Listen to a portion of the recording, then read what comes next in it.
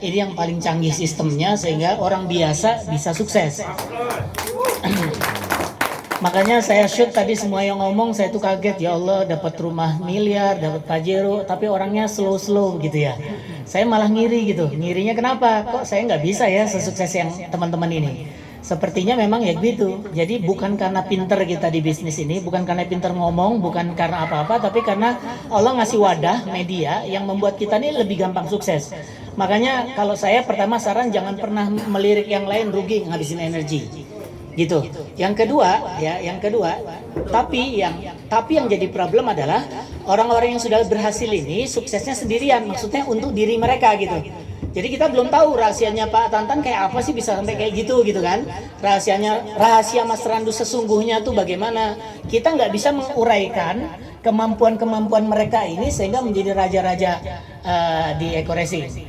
Nah, ini kan jadi bikin penasaran gitu. Sebenarnya mau ditirunya tuh bagaimana? Maka yang saya usulkan pertama adalah ada satu, kalau boleh nih, nah ini usul konkret, kumpulkan jagoan-jagoan sistem yang bisa mengurai, mengeksplor orang-orang yang udah sukses ini gitu.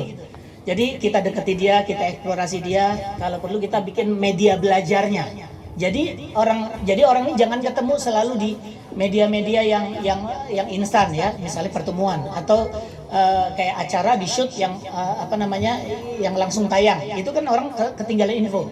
Jadi gimana caranya kita membuat susunan seperti misalnya ya, support system di perusahaan-perusahaan besar ya, nggak usah kita sebut apa, mereka selalu mengandalkan alat tadi.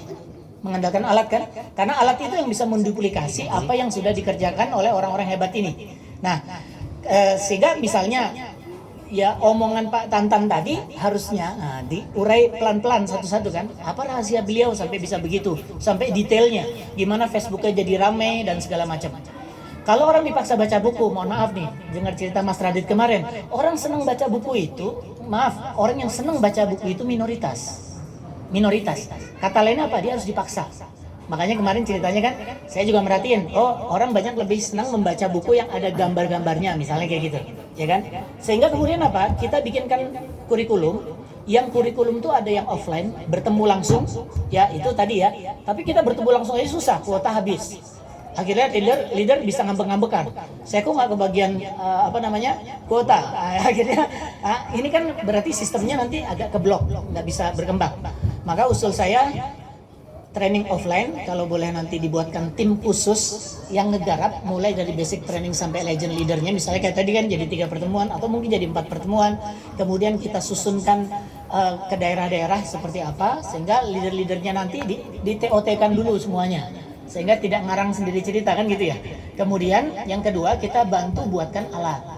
Ya, YouTube saat ini yang saya amati dari Eco Racing, YouTube-nya tuh masih belum tersusun, dia banyak sekali bahan, tapi bahannya ini tidak terpakai secara skematis gitu. Sehingga kemudian orang ini nggak tahu apa yang pertama dikirimkan, apa yang kedua, apa yang ketiga, apa yang keempat. Kalau buat kita mungkin yang sudah ahli oke lah, tapi kan ini duplikasi. Ya, sehingga kemudian kalau saya ngelihatnya susunannya harusnya bicara A, bicara B, bicara C, ya. Saya nggak pantas ngomong begini karena belum dapat luxury, jadi nggak enak nih. walaupun saya udah buat beberapa panduan yang sifatnya online. Jadi pertemuan pertama harus nyampein apa? Cuma 5 menit, karena orang tidak akan sanggup nonton lebih dari 5 menit. Tontonan lebih dari 5 menit, lebihnya nggak akan ditonton. Akhirnya apa? Kita ngasih informasi yang mubazir, ya. Sebagai contoh presentasi, kenapa saya senang presentasi di hari Ahad? Karena latihan menyampaikan sesuatu yang baru dan hasilnya sudah saya videokan.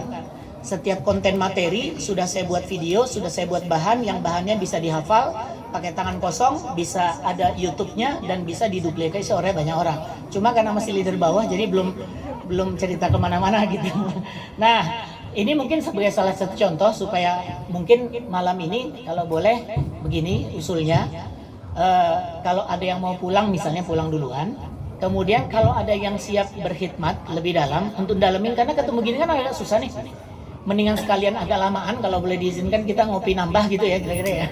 Nambah ngopi. Nah, yang misalnya agak berat untuk mikir-mikir, karena kita gini, kalau mau sukses jangan mikir, tinggal ngelaksanain kerjaan gitu. Nah, jadi usul saya begini,